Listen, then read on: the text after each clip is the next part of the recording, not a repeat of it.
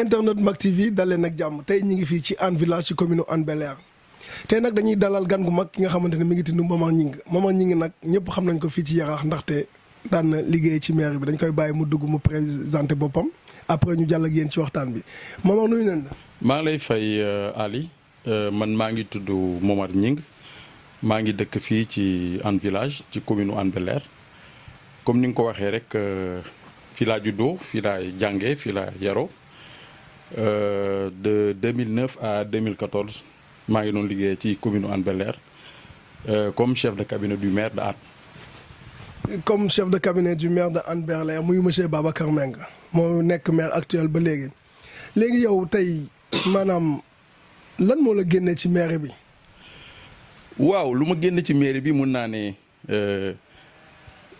lu yàlla dogal la parce que comme dañu amoon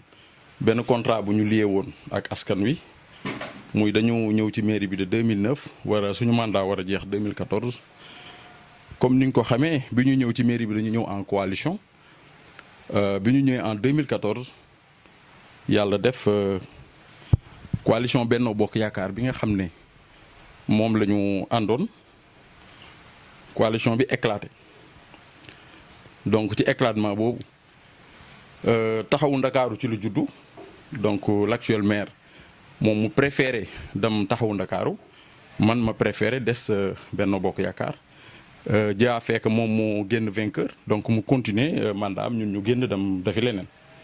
donc loolu moo ñu génn ci mairie Hann Bel-Air. kon bu ñu jàppee say wax en 2014 dafa am séparation seen diggante. waaw am na séparation mais nag mën nañ ne séparation politique la parce que comme dañu ñëwoon ci coalition bi jeex na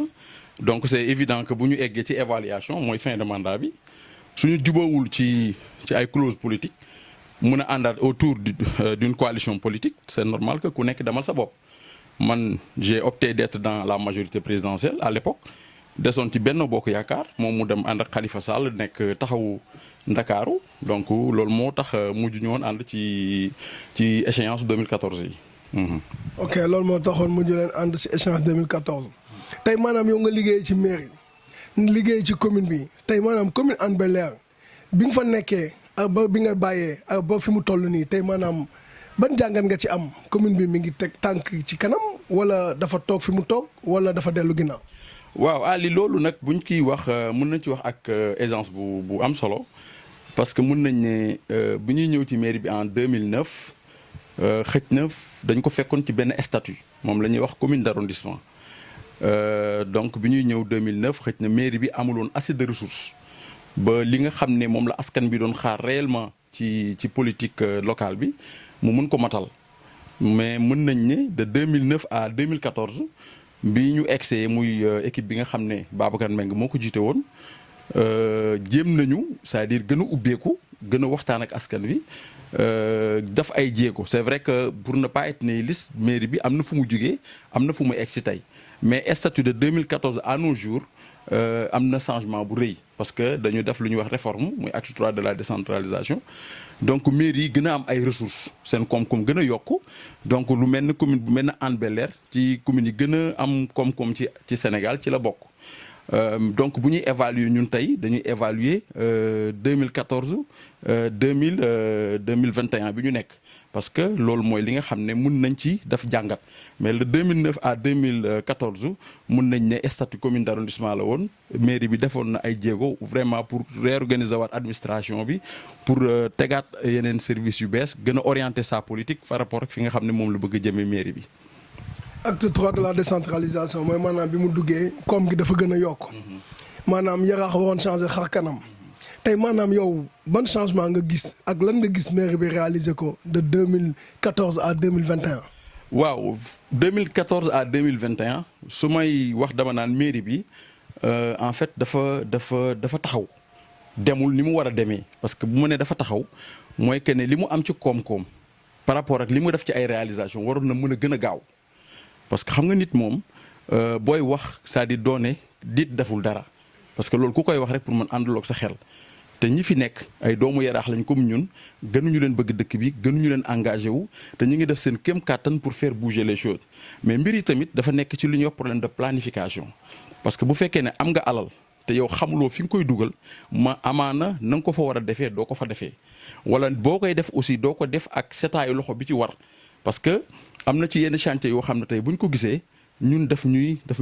interpeller parce que dañuy gis qualité chantier ba fa nekk ak liñ ne dugal nañ ko ci alal du méngoo ak li nga xam ne moom moo fa nekk te loolu boo ko xoolee aussi retard bu rëy la ci wàllu développement wu Yaraax ndax boo xoolee secteurs yi nga xam ne moo gën a sensible mooy secteurs yi nga xam ne mën nañ ne l'actuel maire mën nañ ne bu ciy def aussi la mu cay def néew na trop te loolu xaaruñu ko ci équipe bi parce que am nañ koom-koom bu leen war a permettre ñu def liggéey bu gaaw ba pare set ba pare nekk qualité. waaw mu nekk lu am solo liggéey bu am qualité mooy wax bi nga wax mooy wax bu am solo mooy maanaam nit bu ñu la joxee dara da ngay jël denc ba pare laaj leneen. maanaam ñu gis mooy coût yi ngay wax ak ñu gis ni commune Hann Bel-Air comme par exemple dama joxe benn exemple benn ba ñaar ba ñett muy mbaaru armère yi cimetière ñu ne def nañ ci 91 millions te tey nii mën nañu tey nii waxtu wi ñuy waxtaan nii ñu ngi koy teggi te biñ ko teggeeg léegi yàggul te def nañ ci 91 millions loolu ban jàngat nga ci am. waaw loolu Aliou dafay firndeel rek ne des fois nit ñi dinañ alerter xam nga réew mi dafa naqaree waxee parce que ñoom aussi dañu war a nangu leen que li ñu yor du seen alalu réew askan la ñu yor te ñun ñi dëkk ci askan yi am nañu sañ-sañu bu ñu gisee lu jaaduwul ñu interpeller askan wi pour wax leen ne lii jaaduwul parce que loolu gàcce la tey ci équipe municipale bi mu bëgg a taxaw ne mbaar mi def na ci 91 millions donte diñ koy jéemal lay taayal naan du travaux bi du mbaar yi kese am na yeneen travaux annexes yuñ ci dugal mais loolu pour man du lay bi nga xam ne moo jaadu parce que mbaar mu mel noonu ak aménagement bi ñu def autour ci mbaar mi loolu pour man wax nit ki ne 91 millions nga ci def loolu gàcce la kon tey bu tollee fii ñu koy teggiwaat day firndeel ne ña ko dénoncé woon ne dafa amoon surfacturation tey mbir mi jox na leen dëgg. ñu amaat jàngat bu ñu def mooy maanaam terrain bii ñu def terrain synthétique bi ñu réalisé tey am na ñu ma ci jot a waxal ñuy liggéey ci mairie bi nee nañ ma projet bi depuis 4 ans la 6 ans yow mi nekkoon ci mairie bi projet bi est-ce que fekk na la fa. waaw loolu moom bu ñu ko waxee dama koy weddi projet bi mën naa ne ñu ngi ko tàmbali 2009. ndax xëy na ñoom du ñu fàtte mais projet réhabilité stade yi Khalifa Sall moo amoon projet bi gazon synthétique bi ñuy wax Khalifa moo amoon yéene def ko ci 19 communes d'arrondissement yi bi mu lancé marché bi mu am problème digganteem ak état bi ñu bloqué marché boobu donc mairie Hann Bel-Air ci la jël initiative commencé réhabilité waat stade bi pour wax la foofu Ali diggante bi ñuy wax dañuy def synthétique bi ak bi stade bi li ñu ci jot a def ci koom-koom mën nga ne toll nag lu mat 200 et quelques millions def nañ ko ci stade bi balaa ñuy poser gazon bi kon nga gis ne stade bi li mu jël ci xaalis waroon na ko fekk tey mu nekkoon ci état bu gën a avancé que fi mu toll nii tey kon boo xaymaa li ñuy def ci stade bi yëpp dina mën a toll wala mu ëpp lu toll ak 1 million d'euros ci xaalis muy lu toll ak 650 millions CFA ëpp na ko ñu def ko ci stade boo xam ne à part gazon bi nga mën a joxoñ sa loxo ni li qualité la amul leneen loo fa mën a teg sa baaraam ne lii qualité la ñun nag taxawuñu ci posture di ŋàññ naan dafa bon non parce que ay doomu yaraax lañ bu ñu gisee loo xam ne dafay indi qualité pour yokk footballu yaraax pour que sportif yi gën a nekk ci cadre bu leen mën a permettre ñu exprimer wu mën a def performance ñun dañu koy saluer mais nag bu fekkee ne la nga koy defee du sa xaalisu askan wi dafay leer dafa war a baax askan wi xam ne li nga leen di defar dafa war a tolloog li nga xam ne moom lañ la jox ndax ñoom ci seen bopp tey ñu ngi dénoncé projet bu mel ne TER bi naan Macky Sall dafa def ci TER bi 1000 milliards te yeggul fu dul jëm ñaajo mais ñun ñu am maire boo xam ne daf ñu defal ci benn stade boo xam ne mur de clôture yi amul sécurité c'est pas aux normes tey boo demee xool stade Deggo parce que ñun terrain bi entre parenthèses dañ cee jaar bi ñuy xale ba fi ñu toll nii dafa am histoire ndax terrain mobile bien avant ñu koy wax ñun seetaan nañ nawetaan Rosario seetaan nañ nawetaan stade Deggo bi seetaan nañ nawetaan football nawetaan Dóor ba gàtt ba nit ñi ñëwee ci terrain mobile donc terrain mobile tey fi mu egsi am na ñoo xam ne buñ ko fi fekkee dañ ne ah kon jéego am na mais jéego boobu dafa méngoowul ak koom-koom bi nga xam ne dugal nañ ko ci stade bi ma ñëwaat ci mur yi dama ne mur yi c'est pas aux normes ak stade bi ñu bëgg a defar muy benn aspect ñaareelu aspect mooy tribune bi nga xam ne def nañ ko fi mais munoo jël lu tollu xaaju milliard di ko def ci pelouse bi te mënuloo am tribune boo xam ne spectateurs yi ñëw dana fa mën a toog seetaan football kon donc loolu tamit beneen problème la te loolu day wane ne ñàkk xam-xamam ak ñàkk planification bi nga xam ne moom lay dundee moo ko jural loolu parce que boo tàmbalee benn projet 2009 2010 mu def 10 ans ci diggante bi moom lancé na fi marché gazon bi mu am problème ñu rectifié waat ko mu def ñaari yoon ay report budgétaire yu tolloog ay milliards et quelques mais ci diggante bi mënoon na fi prévoir defar benn turbine bu 200 places bu jëloon 200 millions injecté ko foofu dina ko permettre pelouse bi suy pare day fekk mu am turbine bu bees am mur de clôture bu clôturer stade bi bu nekk aux normes bu ko defee mu accompagner lumière bi boobaa Yaraax dina mën a ne effectivement am nañ infrastructure bu dëppoog li nga xam ne def nañ ko ci alal mais lii vraiment pour man scandale la waruñu ko sax rus nañ di ko présenter naan mooy stade bi Yaraax am. war nañu rus di ko présenter mooy stade bi Yaraax am mooy li xew ci Yaraax mooy gazon synthétique bi comme ñëwee nañu gën a xarañ ci wàllu mairie ak ni muy doxee dañuy continuer suñu laaj rek mooy maanaam gis nañ ni Yaraax à chaque fois projet yi muy Hann Village muy armère yi muy gazon bi amul dara lu génn li nga xamante ni nit ñi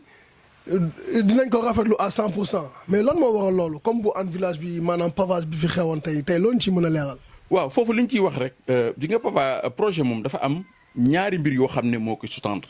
bi ci jiitu mooy il faut que ka ngay defal mbir d'abord nga laaj ko xalaatam mu wax la ko ñaar nga def ay études techniques yu lay mën a firndeel nga xam kii li mu bëgg est-ce que méngoo na ak li mën a am. muy ñaari aspect bu jiitu bi mooy étude technique bi xam nañ ne ñun Yaraax lañ dëkk Yaraax ñun bi ñu koy pavé ñun ñëpp dañ ci am xol bu sedd parce que tamit nit bu yëkkatee tànk donte tegugu ko bu ko yëkkatee rafetlu li mu yëkkati pavage bi dañ ko rafetlu parce que changé na xar kanamu Yaraax képp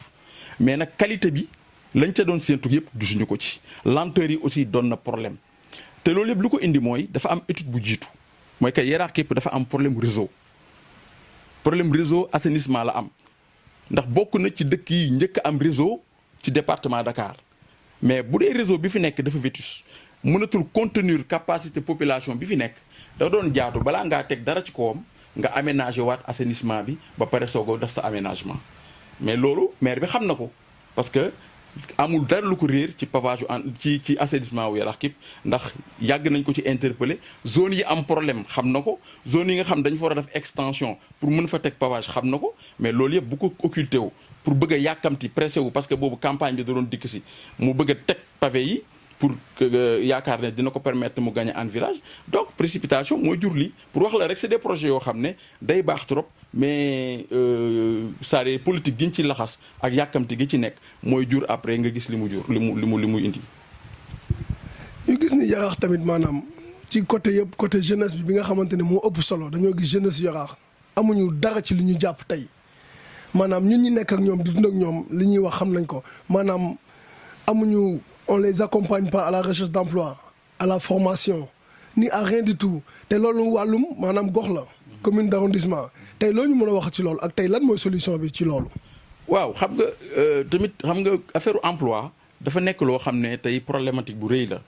moom au niveau de l'État problème boobu la ñu am xëy na collectivité territoriales yi boo waxee dëgg rek mënoo leen imputer responsabilité boobu xëy na mairie bi aussi amul prérogative wu former des jeunes pour utal leen emploi li mu mën mooy que nekk na ci zone boo xam ne zone industrielle la nga xam ne bëri na industrie yoo xam ne ñu ngi def seeni activité ci biir espace communal bi donc maire bi waroon na mën a élaborer ay politique yoo xam ne dina permettre c'est-à-dire jeunes yi nga xam dañuy def formation bu ñu tollee ci phase u def seeni application mooy war a def ay stage bu ko defee société yooyu mën leen récupérer mën leen insérer defal leen ay stage bu ñu confirmer seen xarañte ñu mën leen jël en priorité pour mën leen caser ci biir foofu mais beneen bi aussi damay wax ne Yaraax dafa am loo xam ne moom la moomal boppam muy géej gi xam nga ñun dañoo nekk ci dëkk boo xam ne en majorité ay nappkat lañ te napp gi dafa nekk secteur bu sensible boo xam ne dafay créer emploi li muy indi ci emploi xëj na yeneen secteurs yi sax mënuñu ko donc mu nekk secteur boo xam ne donte mairie bi compétence am soriwu ci mais aussi mënoon na ko organiser ci wàllu jigéen ñi dimbali leen ba ñu am en fait ay financement yoo xam ne dina leen permettre seen activité gën a mën a gaaw mareyeurs yi ñu dimbali leen jox leen ay financement ba nga xam ne seen activité mën a gaaw te loolu yëpp mairie xëj na du lu muy def directement mais am na noo xam ne su créé woon benn banque boo xam ne moom day cautionner banque bi banque boobu dina mën permettre muy mën a financer c'est-à-dire acteurs yooyu ñu mën a mën a développer seen i activité bu ko defee croissance bi ak emploi bi dina mën a gën a yokk ci secteur boobu mais malheureusement loolu du sagoom loolu du xalaatam loolu du bëgg-bëggam li ñu gis ci maire bi mooy li ko gën a yitteel daal mooy social waaw jël ay centaines de millions chaque année nga yokk ko xam nga yokk ko ci budget bi pour que bu social jotee nga séddale ko social boobu nag séddale bi liñ naan xëj na du séddale bu équitable parce que ña ca war a jot duñ ci jot wala ñan cay jot duñ ko jotee li ñu war a jot te loolu yëpp day nekk ay problématiques yoo xam ne day feeñ ci gestion bi. waaw mooy ñu des ci question bi nag ba tey mooy maanaam comme ñi ñu nekk bitim réew dëkk commune bi maanaam société yi fa nekk mën nga travailler ak ñoom en collaboration ay affaire de quota pour maanaam jeunes yi parce que ñoom commune bi la ñuy fay jeunes yi bu ñu uti emploi ñu ut ay quota yi nga xamante ne suñu doomu dëkk kat bu ñu sañoon ngeen jël ci comme ça ñoom bu ñu mënee ñëwee di ut ci liggéey ngeen yombal leen ndaxte yéen seen société suñu commune la dëkk loolu est-ce que waxul mën a nekk. si loolu mën a nekk la lu mën a nekk la mais beneen aspect aussi mooy tey commune Hann Bel-Air boo xoolee ci coopération décentralisée mën nga ne defu ci dara pratiquement amuñu ko benn lañ fi fekkoon muy coopération bi ñu am ak Fass-sur-Mer te loolu dafa jiitu Babacar Mbengue bi mu fiy ñëw fekkoon na ko fi xëj na bi mu ñëwee daf ko réactualiser mais du coopération boo xam ne jur na njëriñ bu bëri à part ay benn centre bi ñu tabax Montagne 6 wala li ñu def fii Doudou Mbaj te boo ko évaluer lépp ça fait même pas 15 millions donc loolu taxul ñuy wax coopération décentralisée moom tey waroon na liggéey ci aspect ci wànn boobu ba mën a utal Yaraax ay partenaires yoo xam ne dinañ fi mën a def lu am solo parce que Yaraax fi mu positionné woo ci département Dakar zone bu stratégique la bu am ay potentialités yu bëri yu énorme la yoo xam ne ku ko xam mën ko exploiter mën nga fi dugal koom-koom bu bëri. ñu gis ni Yaraax maanaam comme li nga wax léegi rek muy lu am solo maire bi li muy dox ci social moo ëpp. parce que boo gisee moom dina dem di nemmeeku nit ñi baax na mais nit ñi li ñuy jooy mooy nañ xool nu ñu suñu dëkk changé xar kanam comme am na ay images yu daw maanaam maire Yëmbal li mu def dëkk bi ñu gis mu rafet ñun Yaraax mënuñu am ay mbedd yu sax maanaam yu rafet te nee nañ budget Yaraax budget bu bëri la tey loolu ñu mën a wax ci loolu tey maanaam est-ce que loolu mën na changer pour yow. loolu mën na changer Ali mais tamit dafa fekk de man dafa am lu may wax chaque jour te gëm ko di nga dëkk bi il faut que nit ñi bàyyi xel ci lan mooy élu local ki ñu mandaté muy dem du ñu teewal ci biir conseil municipal nañu xool mooy kan ak ban taxawaay la am ci dëkk bi ak lan mooy gis-gisam ak ban yéene la am pour dëkkam mais bu fekkee ne yow da nga am ay élus yoo xam ne en majorité ñaari yitte rek la ñu am mooy koor jot ñu dem jël seen mandat korité tabaski jot ñu jël seen mandat tabaski du ñu ne maire bi tooy na du ñu ne maire bi wow na bu defee du ñu wax bu deful du ñu wax mieux dañuy nekk ci mbedd yi di ko ñaxtu di nekk ci mbedd yi di yàq deram te bu ñu demee ci conseil municipal bi na pat suñu leen ne voté leen projet de budget ñu voté ko à l'unanimité suñu indee compte administratif li nga xam ne maire bi déroulé na ko ba pare ñoom ñëpp ñu voté ko à l'unanimité ñun ñooñu ñooy suñu problème moo tax damay interpeller ñun ñëpp ñu dëkk Yaraax bu koy defati liste nga xool ñi ngay dugal ci liste bi ñooy ñan ndax moom nañu seen bopp ndax xam nañ fi ñu teg seen tànk est-ce que am nañ yéene ci dëkk bi est-ce que ñoom libre nañ ba bu ñu gisee lu ñu war a wax déet ñu ne déet bu ñu gisee lu ñu war a wax waaw ñu ne waaw loolu mooy suñu problème te loolu tant que réglé wuñ ko lu mel nii du fi jug parce que mairie planification la da ngay dem ci askan wi recueillir seeni bëgg-bëgg nga def xool la ca mën a am sa compétence nga xool noo koy planifier ci sa durée mandat li nga xam ne mënoo ko ci nga yéegal ko au niveau de l'état central li mu ci mën a def mu def ko ci loolu mooy dëgg parce que nit ki soxlawul du soxla jumaa nga ñëw tabaxal ko terrain football loolu dafay nekk problème te yooyu yëpp dañ koy gis ci dëkk bi mieux dafa am rek aspect boo xam ne bëgg naa ci wax muy tey lu mel ne emploi yi nga xam ne mooy am au niveau de notre commune man damay profiter ci occasion bi pour jaajëfal c'est-à-dire agents municipaux yi ki seen xarañ ki seen bëgg Yaraax ki seen sacrifice yi nga xam ne ñu ngi koy def pour faire bouger les choses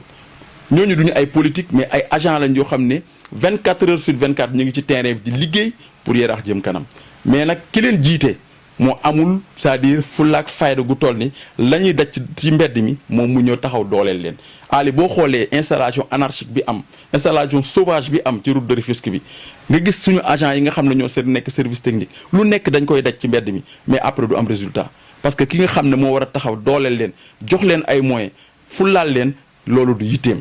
moo tax nga gis Yaraax fu waay jógee boo amee sa camion bu bon sax dañ naan la yóbbu ko ci de Rufisque bi nga gaare ko fa nga gis mbedd mi ni mu mel de Kappa à Ariski amul lumière te mairie bi am koom-koom bu mu ko mën a taalee am koom-koom bu ñu ko mën a defaree nettoyer ko réorganiser ko ba ay recettes di fa génnee te loolu yëpp muy problème yoo xam ne dafa war a nekk yittee moom te dafa ko yitte beneen bi nga xool suñu état civil man dama fonk état civil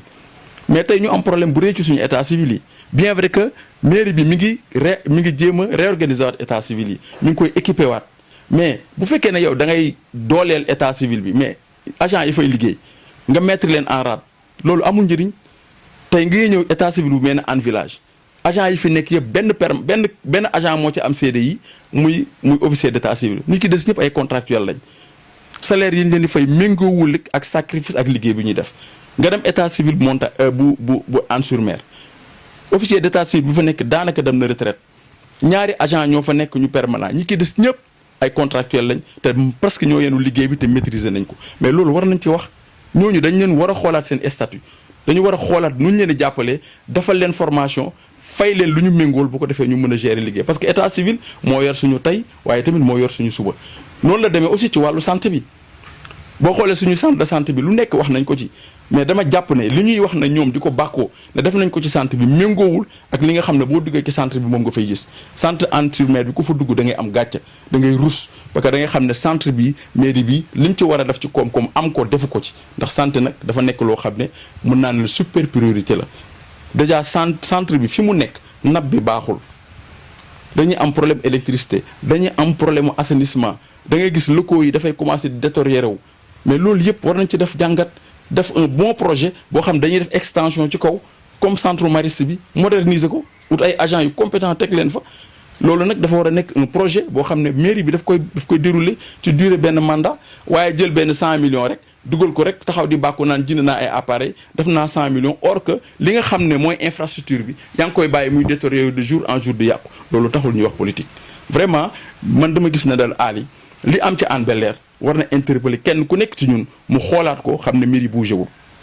kon ñu xoolaat ni Hann Bel-Air maanaam sooxe na mbir yi bougé wul léegi dañuy daj ci li nga wax léegi mooy li nga xamante ne lu am solo mooy maanaam bordure de la route mooy maanaam booru tali bi comme li nga wax luy commencé ISRA ba Ariski ñu gis même ci booru géej gi maanaam oto yi ñi ngi fay gaare ci kaw tali bi booru géej gi tilim na. salte na te bu ñu jëloon tey ay jeunes tey di leen fay au moins dina créer emploi ba pare dina wàññi chômage ba pare maanaam booru géej yi na set ndax ñun ñi nekk ci média bi saa ñu demee booru géej jël benn reportage wala ñu def dara commenté ñi njëkk wax nettoyé leen seen booru géej te ñu gis booru télé bi accident yi bëri na fi temps yi la passé benn camion daa mbëkk benn nit daw kenn gisu ko tey loolu nga yaakaar ne tey est-ce que mairie Yaraax am na doole bi nga xamante ne ak moyens yi nga xamante ne war nañ si mën a jóg ba mu dañ fi tey waaw Ari xam nga tamit nit ñi dañuy fàtte ne mairie démembrement wu état la mairie du entité bu moom boppam mairie lépp lu mu am ci kàttan état moo ko délégué la muy am ci ay ressources aussi moom war na ci mën a planifier politique gu boppam waaye li nga xam ne daf ko dépassé te ko dafa am fu mu koy jooyee ji te état bi tamit toogul di seetaan collectivités territoriales yi parce que restructuration bi nga gis projet bi mais état Sénégal la ko fi indi moo ut ay partenaires am ñëw indi milliards yu bëri ñu restructurer Hann mais lycée bi ngay gis état Sénégal la ko fi indi mairie bi indiwu ko fi yaa ngi gis te restructuration bi dafa ànd ak assainissement te loolu état Sénégal moo ko fi indi kon donc li nga xam ne mooy collectivité territoriale bi lépp lu mu gis ci projet boo xam ne dépassé na ko day am sañ-sañu interpeller état central pour mu ñëw dimbale ko ci mais nag dañ olof dafa naan béy ki sa wewu tànk nit loo tàmbaliwul sa bopp ci la nga am kenn du la fekk si di la jàppale bu doon booru géej gi collectivité territoriale bi def na ko yitteem comme li nga wax zone bu nekk ay ASC ji ngi fa zone bu nekk teg nañ fa conseil de quartier nañu waxtaan ak conseil de quartier yi parce que conseil de quartier yi entité yi nekk ci quartier bi yëpp mi ngi ci su ko defee ñu recruter ay jeunes xool dagg ko par zone bu nekk jeunes yéen fay employé ñoom ñoo yor maintenance bi su ko defee mën nañ ko di évaluer mais mieux mairie bi war na mën a planifier ci budget mais jënd ay engins jënd ay camions parce que tamit li nga jëndee synthétique 484 milliards mais Ali jënd na ay camions. 484 millions. Pardon je m'excuse 484 millions mais jënd na ay camions jënd na ay pelle loolu yëpp da nga koy planifier rek parce que da nga xam ne da ngaa dëkkee ci booru géej te mu nekk bee boo xam ne soo ko valoriser waxuma la li ci mën a génn ci koom-koom waaye ci wàllu santé dafa am coût boo xam ne tey mi ngi tegu ci population Hann bi te salubrité géej gi bokk na ci lu koy indi parce que ji nga dañ na feebar dafa bokk ci li nga xam ne dafay freiner développement parce que tey bu fekkee dafa am ay épidémies yu am ci zone boobu nit ñi di feebar mais du ñu jug ci hôpitaux yi te tant que ñi ngi dem ci hôpitaux yi ay charge di leen ci fekk ñuy faju charge yooyu nag day gën a creuser ndóol day gën a creuser ñàkk ba social boobu muy def dëkk ci du am impact du feeñ fenn parce que li mu war a régler au préalable régler wu ko bu fexe woon ba géej gi set nit ñi mën a di sangu du ñu am benn problème ci seen yaram yi du ñu am benn problème de santé dem ci biir centre de santé bi dana wàññeeku te yooyu yëpp dafa nekk yoo xam ne boroom xam-xam yi xayma nañ ko wax nañ ko waaye nag nit bu fekkee ne yow li la yitteel yëpp mooy nañ ma gis naa def ñu tudd ma leneen lu dul loolu intéressé wu ma dina am projet yoo xam ne di nga fi nekk bu jóge ko doo ci def dara. kon bu ñu la déggee tey yow maanaam li am assainissement bi ak route yu bees yi ñu am maanaam yëpp ak lampadaires yi nekk Maristes maanaam yëpp état bi ñoo ko def kon mairie Yarax lan la réalisé ci commune bi de 2009 à 2021. waaw xam nga lan la réaliser moom projet yi nga wax ñoom ci seen bopp ñoo la gën a xam. ay projet phare yi nga xamante ne nit mën na ci teg bëtam. man daal li ma gis ne mairie Hann Bel-Air réaliser na ko muy du ma leen mën a tuddal te am ci mbégte muy ñun au niveau de Hann Village defaral ñu centre d'état civil bu bees boo xam ne wax dëgg yàlla yàgg nañ ko bëgg ñu defar ko loolu moom lu ñuy rafetlu la pavage bi. baax na bon na bokk na ci li nga xam ne aussi bëggoon nañ ko donte nag lañ ci doon séntu yëpp gisuñu ko ci donc ñun au niveau de Hann Village parce que ku nekk fa nga dëkk da nga mën a xayma loolu ñun man de loolu laa fi gis ñaari projet yoo xam ne mairie bi def na ko fi. au niveau de Hann Tefess dégg naa ne ñu ngi fay tabax benn daara bi nag dama ko dégg rek sax gisaguma ko li muy subventionné aussi ci école yi tamit ñu ngi koy gis loo xam ne tamit lu ñuy demander à ce que ñu gën ko yokk. parce que tamit éducation lu am solo la ci dëkk bien vrai que nag gis nañ ne maire bi mi ngi góorlu ci côté éducation mais côté santé moom dama jàpp ne daf ci lajj carrément man liñ ciy def doyuma te dama ko xeeb trop côté environnement moom waxaale wu ma ko côté environnement man daal su ma doon tey tënkal bilan maire bi damay naan daal buñ koy jox 10 sur 10 mën nañ daal ci côté social nga koy joxe. côté social lañ koy joxee 10 sur 10 mooy maanaam maire bi mën nañ jàpp ne côté social ku koy dox mooy da ngay bañ ko la mere ku xew la nga dem. te nag maanaam li ñu yaakaar mooy mbirum municipalité du loolu xool nu dëkk bi changé xar kanam dem ci kanam moo ko waroon tax a jóg. kon léegi tey yow ban conseil ngay lancé ban message ngay lancé pour tëj. man daal message bi may lancé mooy dañu toll ci waxtu bilan parce que tamit dama jàpp ne nit ki du waxtu wala neex rek waxtu bii dafa nekk waxtu boo xam ne ci la ñu war a wax. mooy que ne après 10 ans de gestion dañoo war a évaluer li nga xam ne def na ko et ma jàpp ne aussi nit lu mu xeex di ko woote daf cay nekk bien vrai que nag du lu leen tënk mais dama jàpp ne tey maire yi nga xam ne def nañ ñaari mandat yëpp war nañ mën a am beneen objectif bu dul di présenter wu wur ñetteelu mandat parce que tamit bokkul ci li ñu gëm ñoom daan ko xeex ñoom mës a gëm ne ñaari mandat ku ko def da ngaa war a seeti leen bàyyi keneen ñëw ndax ñoom kese nekkuñu fi ëpp ñu xam-xam ñi fi nekk te gënuñu ëpp ñu leen compétence 10 ans yi mu def nag am na ci lu am solo loo xam ne jéego la ñu rafetlu ko mais dañoo jàpp ne ci 2014 ba 2009 mairie bi dafa toog ci benn place bu jëwul kon ñuy interpeller nag acteurs politiques yi fi nekk yëpp ñu aussi am dépassement mooy lan na nit ñi bàyyi fàtt tuuti ci seen bopp ñu bàyyi xel Yaraax ndax Yaraax nag day ndëkk cosaan te bu ñu seetaanee tey ay doxandéem noonu laa koy waxee du ma ragal wax bi du ma ragal baat bi doxandéem mooy ki nga xam ne day dëkkalu ci dëkk te dëkku fa daa gàddu walisam ñëw wéeru ci nit waaye dana fa dof-doflu ba am fa ña cosaanoo ca dëkk ba luñ fa amul lu mel noonu nag nañu moytu mu dalatiñu kon loolu laay wax doomu Yaraax yépp que ñi nekk fii ak ñi nekk ci diaspora bi nañ ñu bàyyi xel ñu xam ne waxtu dafa jot que doomu Yaraax yépp takku jàkkaarloo waxante dëgg organisé wu jëlee fi système bi fi nekk indi fi lu bees. jëlee fi système bi fi nekk indi fi lu bees waaw mu nekkoon suñu waxtaan tey mu nekk li nga xamante ne am na solo trop li mu wax muy li ñu rafetlu maanaam dëkk ña fa dëkk ñoo xam fa muy metti ñoom ñoo ko mën a defaral seen bopp comme li muy wax rek problème de 3 mandats moom war na mën a jeex Sénégal. lan mooy sa mot de la fin pour tëj tey. sa mot de la fin Ali mooy d'abord remercier waa Mak TV ci liggéey bu rafet ak bu am solo bi ngeen di def ci fànn yëpp nag ñu ngi koy rafetlu di leen suivre di nuyu aussi suñu mbokk yi nekk ci diaspora bi di leen wax ne aussi ñu ngi leen di massawu ci jafe-jafe yu ñu dund jamono ji muy Covid bi di leen ñaanal aussi yàlla yombal leen li ñuy wut aussi di leen encourager di rafetlu aussi seen taxawaay beneen bi aussi di